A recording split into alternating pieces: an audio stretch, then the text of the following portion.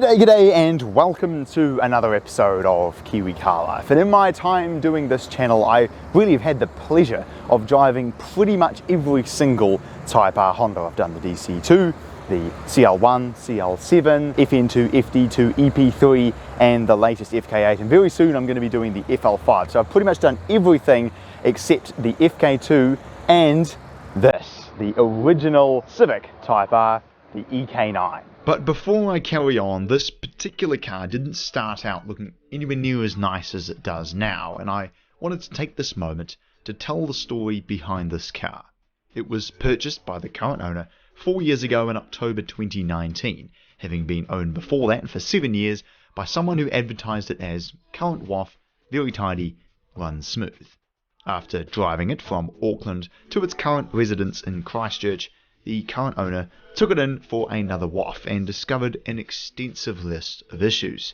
Corrosion, split mounts, perished bushes, and poor repairs which had evidently been there a lot longer than the most recent warrant of fitness 6 months ago. After no response from the previous owner, or the shop that issued the dodgy WAF, he was left with no choice but to file a complaint with the NZTA and take the garage to court.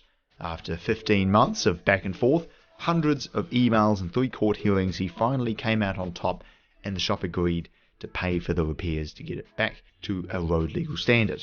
The car was completely stripped, hundreds of new parts installed, plus a full respray which took it to the condition you see it in now. The restoration was completed 11 months ago in June 2022, and like with my CL7 Euro R project from late last year, another Type R Honda that was brought dangerously close to death lives on. Features is not what this car is known for. It has air conditioning, fan, a radio, and that's pretty much it, to be honest. You just have a very nice feeling Momo steering wheel, which I believe is remarkably similar to the one that you get in the CL1. You get excellent looking sort of fake carbon fiber looking gauges with a tachometer that goes to 10,000 RPM. And then down the center stack here, you have a little Civic Type R badge. There is red carpets on the floor, 5-speed manual transmission feel, as with every Honda, really good, very easy to find all of the gears. And of course, some SR3 Recaro seats, extremely aggressively bolstered. You sit very low in this car, and you can tell that it is just made for driving and nothing else. The engine is the legendary red top B16B. It makes 185 horsepower from a 1.6 litre inline 4, or about 136 kilowatt. But of course, because it is a very highly strung little tiny 4-cylinder, it only makes 160 newton meters of torque, which is like barely any more torque than a Honda Jazz. So it is very much a all power and no torque style of engine. This particular one here, as I can see, has a massive intake on it, which will make some very good VTEC noises, I'm sure. But other than that, as far as I'm aware, it's basically completely standard. So it'll be very interesting to see what a pretty much completely stock EK9 Civic Type R goes like. Let's hit some VTEC.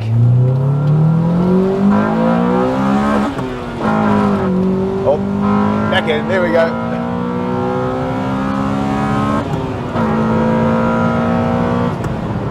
That's a lot of fun, man. It's too bad it drops out of VTEC as you go into second, because it goes real good and then it kind of kills the fun. But then, I mean, part of the reason why people love these old Hondas is just because hitting VTEC is just such a satisfying experience when you just knock it down the gears, you wait for the power. Oh. Listen to that. To think this is a 1.6 litre engine and it goes as well as it does is truly remarkable, man. Foot down. There it is. Oh, back in. Yes, come on. Oh, that second to third change is so satisfying. It's amazingly easy to drive as well, which has really surprised me. And you can just put your foot down. Oh, back in. Yeah, there we go. Man alive, that is glorious. And you can just go down the gears like so quickly and easily. Look at that, dead smooth. How's the handling? Into second. Turn it in. Certainly grips well. So there we go, the EK9.